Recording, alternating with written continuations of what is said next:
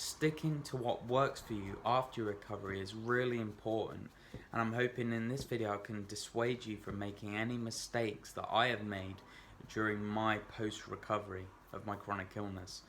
Now, most people know how elated I felt after my recovery. The energy I felt was more than I'd ever felt in my life, even as a child. And I had the energy to just keep on going. And the mistake I made was believing I was invincible. I felt so great that I started incorporating foods that I knew were no good for me, like gluten.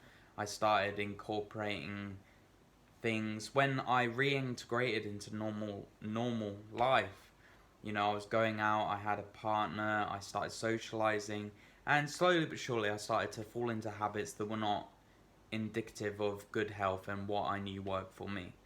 Now, it was all well and good for me being incredibly disciplined during my recovery, but when I added all these outside influences into my life, it became a lot more difficult to maintain it.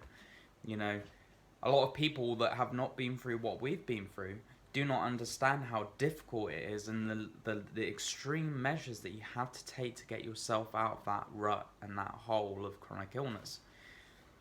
So, you know, slowly but surely I would try gluten and I didn't have any reactions at first. So I thought, you know what, I'm recovered now. I can go back to normal life. I'm really strong, feel really strong, never have any problems with my energy. It's fine, it's okay. And that was all well and good, you know. I was even working through that time. I was doing physically strenuous things, working out. I was even doing a labouring job early this year, until it all came to a crashing, you know, what's it called when it comes to a crashing point, you know, a crossroads. And up until this crashing point, which happened in May when I had that gap in YouTube, I had a lot of similar elements in my life building up to what was building during my chronic illness.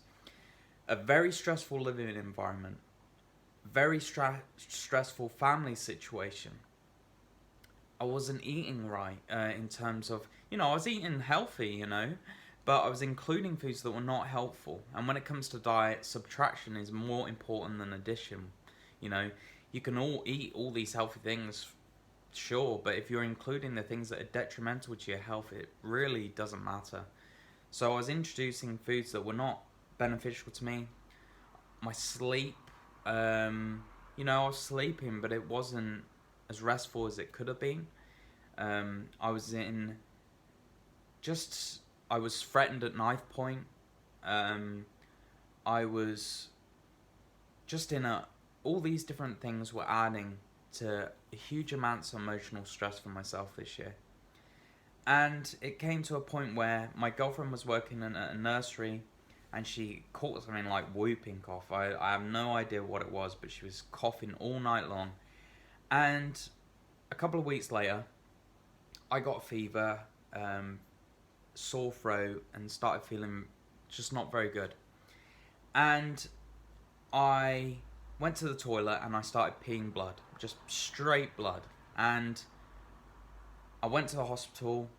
They wanted to do a biopsy to rule out any possible serious problems and to get a diagnosis. I personally, from my experience, do not have much faith in modern medicine whatsoever and don't really believe they have any answers for you regardless of what you have.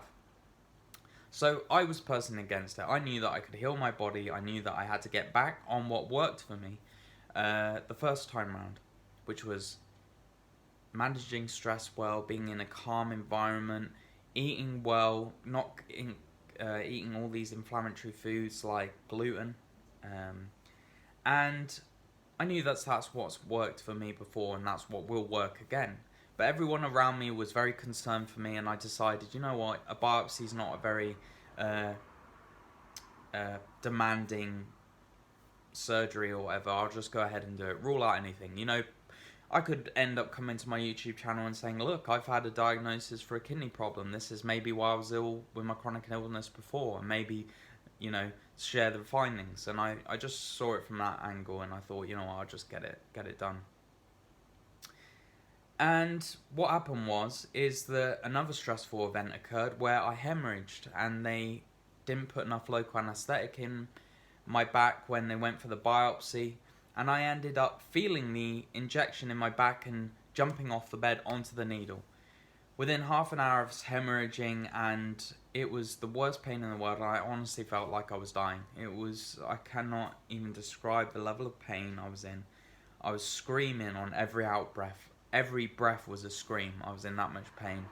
Started to go very cold, started tremoring uncontrollably, and was almost passing out if it wasn't for the huge amount of morphine I was given.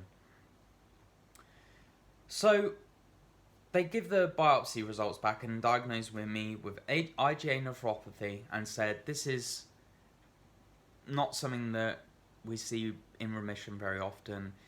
Your GFR is at 58 currently, and it will probably stay around that for, the foreseeable future, with probably decline in the foreseeable future. That's what I meant to say.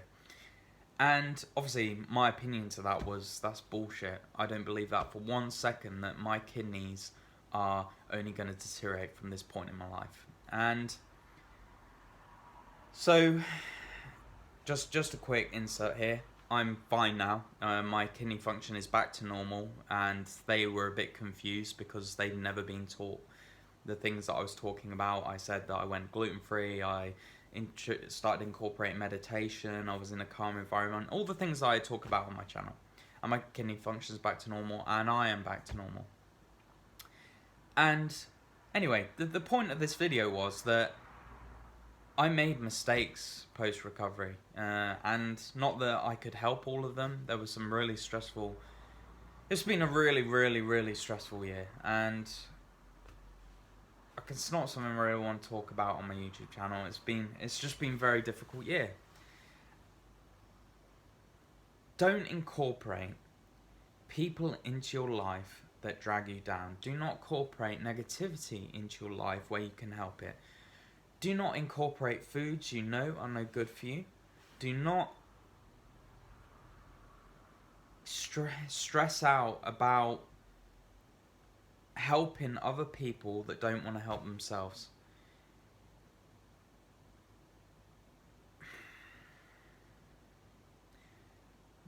What I'm trying to say is when you find what works for you, like I have, stick to it. There's nothing worth your health. Without your health, you don't have a life. And it's been a very difficult year for me, and I've clawed my health back yet again. And I think it just shows a testament to what I'm trying to say, is the body can heal. Even when doctors tell you cannot heal.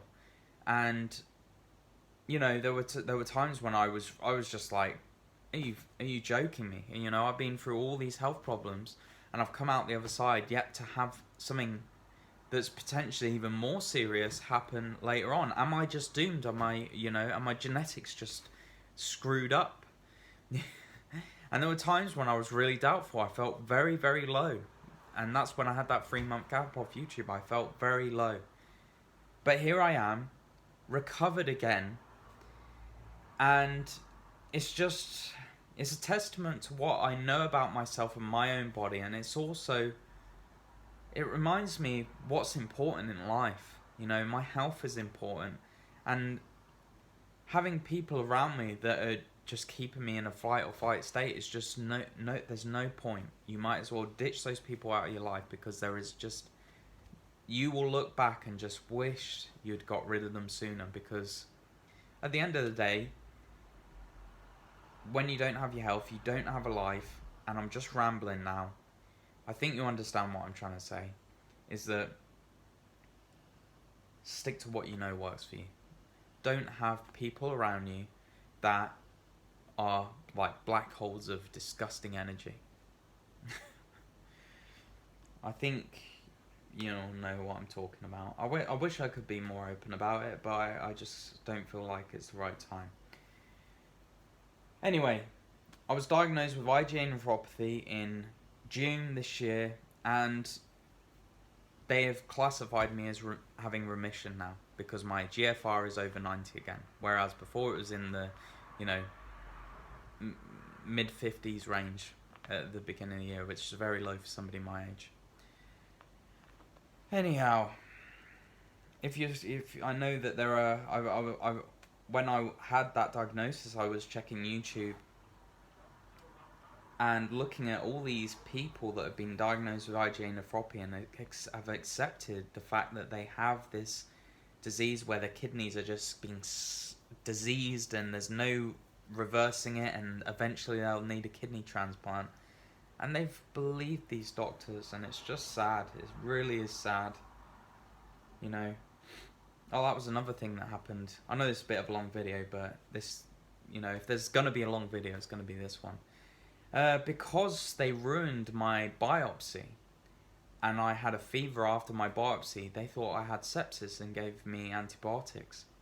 And my C-reactive protein was that of somebody, close to someone that's had a heart attack.